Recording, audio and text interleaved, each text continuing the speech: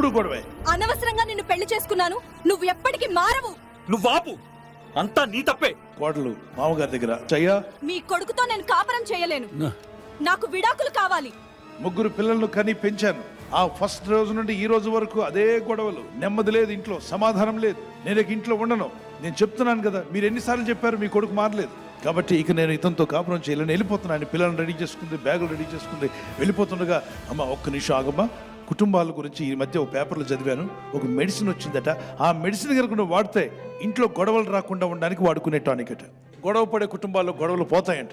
ఒక వారం రోజులు వాడిన తర్వాత బాగుంటే ఓకే ఉండు, బాగాలేకపోతే వెళ్ళిపోదు. కానీ ఒక మెడిసిన్ తీసుకొచ్చాడు. సో ఎప్పుడు వేసుకోవాలంటే ఉదయం లేచి 5 AM వేసుకోవాలి. అలాగే సాయంకాలం కూడా 5 PM వేసుకోవాలి. ఓకే అంకుల్ ఇమ్మంటే ఆయన ఓపెన్ చేసి ఇచ్చాడు. 2 కప్పుల అంటే ఎస్ 2 cups. నోట్లో వేసినప్పుడు మింగొద్దమ్మా అన్నాడు. అదేంటి మింగకుండా ఎలా ఉండాలి? నోట్లో ఉండాలమ్మా. మరి ఉయ్యాలంటే ఉయ్యకూడదు, మింగకూడదు అని అంట. మింగకపోతే నోట్లో ఎంతసేపు ఉండాలి?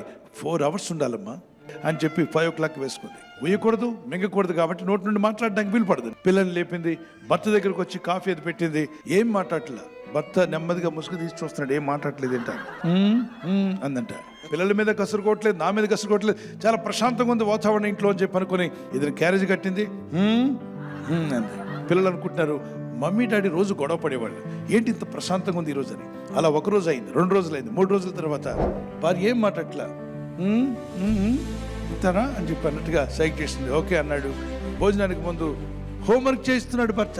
ఇంతకుముందు గొడవ పడి తనుకునేవాళ్ళు, ఇప్పుడు చక్కగా పిల్లలతో కూర్చొని హోంవర్క్ చేస్తున్నాడు, పిల్లలతో మాట్లాడుతున్నాడు. అది చూసి మురిసిపోయి ఎంత మంచి టానిక్ ఇది, నేను వాడుతుంటే నా భర్తను మారుస్తుంది, ఈ టానిక్ ప్రభావం చాలా బాగుంది, ఈ టానిక్ నేను వాడుతుంటే నా పిల్లలు బాగా మారుతున్నారు. వారం రోజులకల్లా వాతావరణం అంతా మారిపోయింది. సమాధానంగా ఉంటున్నారు, గొడవలు లేవు, కొట్లాటలు లేవు, తన్నులాటలు లేవు, గుద్దులాటలు లేవు. వారం రోజుల తర్వాత అడిగిందట, మామయ్య గారు ఎక్కడి నుంచి తెచ్చారు ఈ టానిక్, అసలు ఏ కంపెనీ వారు రీసెర్చ్లో దీన్ని కనిపెట్టారో చెప్పండి అంటే, ఏమి లేదు తల్లి, ఆ రీసెర్చ్ అంతా నాదేనే అన్నాడట. కోల పోషించాను తల్లి. అవునా, అది నిజమైన టానిక్ కాదమ్మా. నీ నోటిని అదుపు చేసుకుంటే నీ భర్త మారాడు, నీ పిల్లల్లో కూడా మార్పు వచ్చింది. నువ్వు నోరు జారుతావు, ఆయన చేయి జారుతుంది. తన నోటిని పెదవులను కాచుకున్నవాడు శ్రమల నుండి తను కాపాడుకుంటాడు. మీ నోటి మాటలు బట్టి చాలా చాలా విషయాలు కోల్పోతూ ఉంటాం.